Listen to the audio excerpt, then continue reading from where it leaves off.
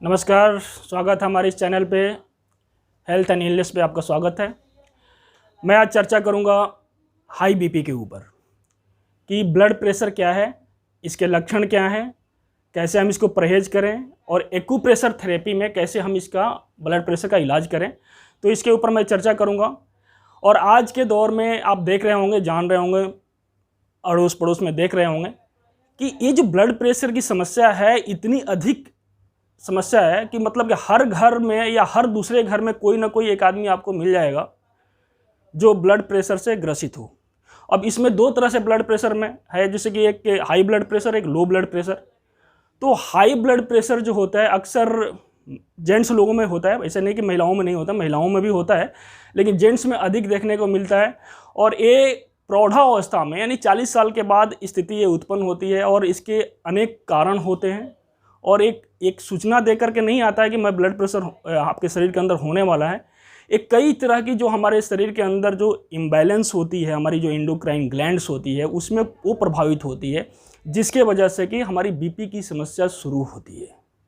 अब बीपी की समस्या जो शुरू होती है तो बीपी के बारे में जान लीजिए। हाई ब्लड प्रेशर के बारे में मैं आपको चर्चा करता हूँ कि हाई ब्लड प्रेशर है क्या।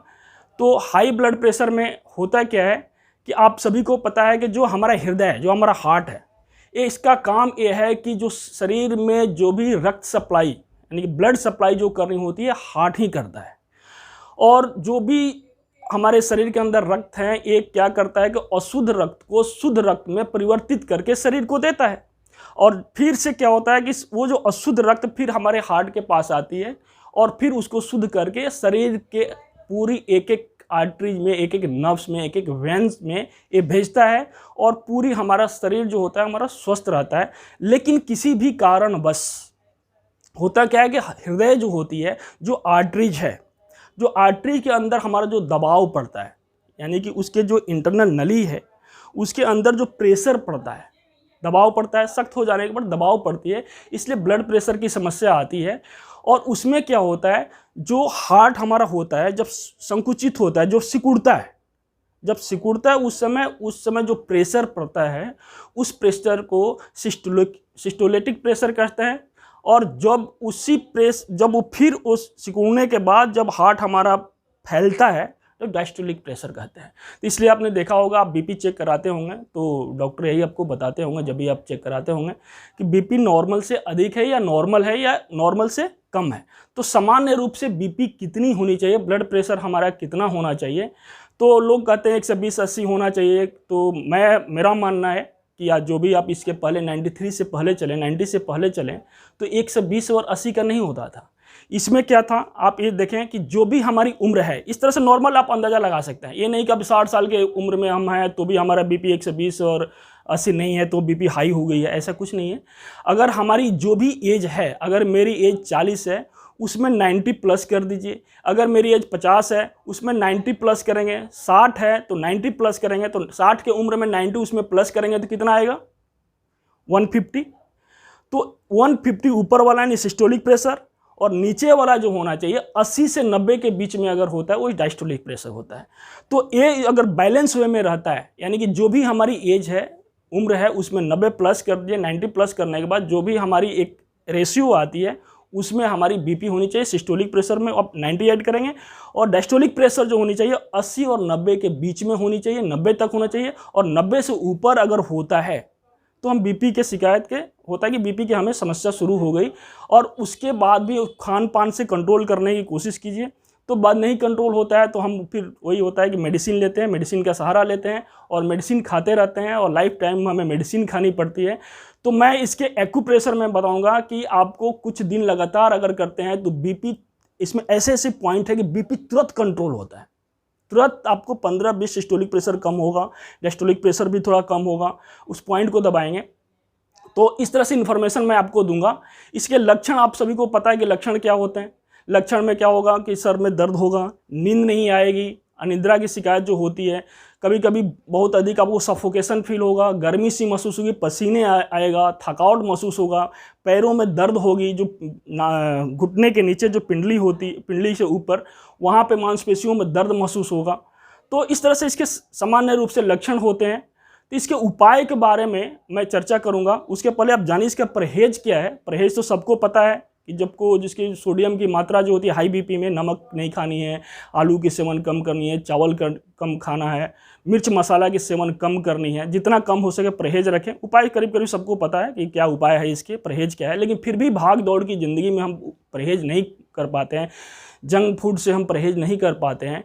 तो एक्यूप्रेशर पद्धति में मैं चर्चा करूंगा कि एक्यूप्रेशर पद्धति में कौन कौन सी पॉइंट है जिसको दबाव डाल करके आप स्वयं अपने घर बैठे अगर प्रतिदिन 1-1 मिनट कुछ पॉइंट्स मैं बताऊंगा वहां पे दबाव डालते हैं तो बीपी आपका कंट्रोल रहेगा। तो सबसे पहले जाने कि हाई ब्लड प्रेशर के लिए छोटी उंगली देख रहे हैं, ये छोटी उंगली जो हमारा है, इस छोटी उंगली के ऊपर हम दबाव डालते हैं। ये नाखून जो आप देख रहे हैं, इस नाखून के ठीक नीचे इस जगह पे हम दबाव डालेंगे, साइड में ऐसे ऐसे दबाव डालेंगे। बीपी के लिए यहाँ पे हम दबाव डालेंगे। इमेज में मैं आपको दिखाऊंगा कि यहाँ पे कहाँ पे दबाव डालनी है।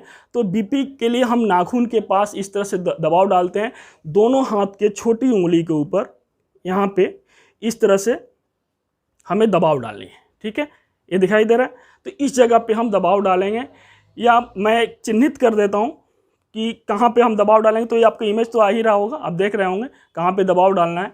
और इसके साथ एक पॉइंट मैं और बताने जा रहा हूँ, जो ये हाथ में होता है, हाथ में हम यहाँ पे दबाएंगे, छोटी उंगली के ठीक नीचे आएंगे, ये साइड में आएंगे, यहाँ पे देख रहे हैं, यहाँ पे 3 पॉइंट 1 2 3 और ये 4, इस पॉइंट को दबाएंगे। 1 2 3 ये 4, इस पॉइंट को दबाइए। बीपी इससे हमारा जो होता है एक कंट्रोल होता है। इस जगह पे यहाँ पे दबाएंगे, हो सके तो यहाँ पे ठीक इस जगह पे, यानी कि ये टखने, ये जो आपने एल्बो देख रहे हैं, एल्बो के ठीक ऊपर एक पॉइंट यहाँ पे होता है, इस जगह पे हम दबाव डाल लेंगे ऐसे। इस जगह पे हम यहाँ पे दबाव डालेंगे, इस जगह पे दबाव डालेंगे। तो इस और दूसरे हाथ में भी दाहिने, ये नहीं कि सिर्फ बाएं हाथ में दबाव डालेंगे, दाहिने हाथ में भी हम यहाँ पे दबाव डालेंगे, इस जगह पे दबाव डालेंगे, यहाँ पे दबाव डालेंगे, यहाँ पे दबाव डालेंगे, यहाँ पे दबाव डालेंगे। तो बीपी हमारा जो होगा वो कंट्रोल होगा। ये प्रतिदिन आपको करनी होगी। तो इस तरह से बीपी की कंट्रोल करने के लिए मैंने पॉइंट बताया। लेकिन इसमें एक और चीज़ आता है, जो कि हमारा जो हार्ट होता है, बीपी वाले पेशेंट को बाद में क्या होता है, हार्ट के ऊपर परेशानी आती है। तो इसलिए मैं आप सबको बताता हूँ, जब भी हमारे इस तरह से कैंप लगते हैं तो मैं हमको बताते हैं कि हार्ट वाले पॉइंट के ऊपर भी, तो ये हमारे बाएं हाथ में, सिर्फ बाएं हाथ में मुट्ठी बंद कीजिए, मुट्ठी बंद करेंगे। यहाँ पे जो छोटी उंगली आकर रुक रही है, ये हार्ट का पॉइंट है। ये इमेज में देखेंगे आप, ये हार्ट का पॉइंट है। इस पॉइंट के ऊपर हम प्रेशर डालेंगे।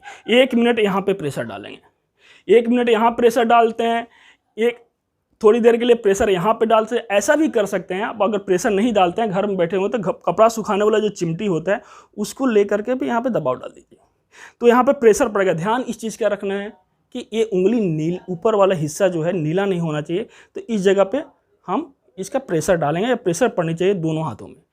इंस्टेंट कभी कभी किसी के साथ क्या होता है कि बीपी बहुत ज़्यादा बढ़ी हुई है, उनको मेडिसिन अगर किसी दिन नहीं लिया उन्होंने, या भूल गए, मेडिसिन लेना भूल गए, तो उनको ऐसा महसूस होता है कि मुझे सफोकेशन हो रही है, पसीने आ रहे हैं, इस तरह से उनको फील हो जाता है बीपी बढ़ी हुई है। या आप अक्सर ये देखेंगे कि पसीने बहुत ज़्यादा आ रहे हैं, तो इरिटेशन भी उनको आती है, गुस्सा भी उनको बहुत ज़्यादा आता है। तो उस समय अगर स्थिति ऐसा सफोकेशन फील हो रहा है तो ऐसा करेंगे, ये जो छोटी उंगली पर जरूर यहाँ पे 1 मिनट यहाँ पे दबाव डाल लें, यहाँ पे दबाव डाल लेंगे, यहाँ पे दबाव डाल लेंगे। या अगर ऐसा नहीं कर सकते हैं तो ये दोनों उंगलियों को कान में लगा के 1 मिनट के लिए पंप करेंगे, ऐसे ऐसे, इस तरह से 1 मिनट के लिए ऐसे ऐसे पंप करते हैं, दोनों छोटी उंगली को कान में लगा कर पंप करते हैं, तो भी बीपी हमारा जो होता है इमीडिएट कंट्रोल होता है। और आप महसूस करेंगे जो सफोकेशन हो रही थी वो सफोकेशन कम होने लगी।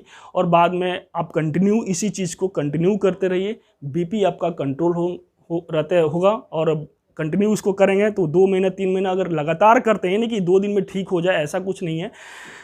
3 दिन में आपका कंट्रोल हो जाएगा बीपी। अगर आप बीपी चेक करा लीजिए, 3 दिन करने के बाद इस पॉइंट को जो मैंने बताया, यहाँ पे जो पॉइंट बताया, हार्ट वाली पॉइंट को मैंने बताया, इस पॉइंट को करने के बाद 3 दिन के अंदर बीपी आपकी कंट्रोल होनी शुरू हो जाएगी। कंटिन्यू करते हैं तो धीरे धीरे आप महसूस करेंगे कि आपकी बीपी बिल्कुल नॉर्मल आ गई। जो भी उनकी एज है उसमें 90 प्लस करेंगे, जो भी उसका आएगा 90 प्लस करने के बाद जो आता है, उसके बाद 40 अगर एज है तो 130 होनी चाहिए, तो ऊपर वाला 130, नीचे वाला जो होगा 80 से 90 के बीच में होना चाहिए। तो इस तरह से आपकी बीपी कंट्रोल। और ध्यान रखिएगा, मिर्च मसाला वगैरह जो जितना चीज़ हो उसका सेवन कम करें। इस तरह से तैलीय चीज़, जंक फूड का सेवन कम करें। नेक्स्ट एपिसोड में फिर मैं आपसे मिलूंगा। तब तक आप अगर सब्सक्राइब नहीं किए हुए हैं तो सब्सक्राइब कर लें, बेल आइकॉन दबा लें ताकि आपकी नोटिफिकेशन आपको मिलती रहे और आपको अपडेट होता रहे। नमस्कार।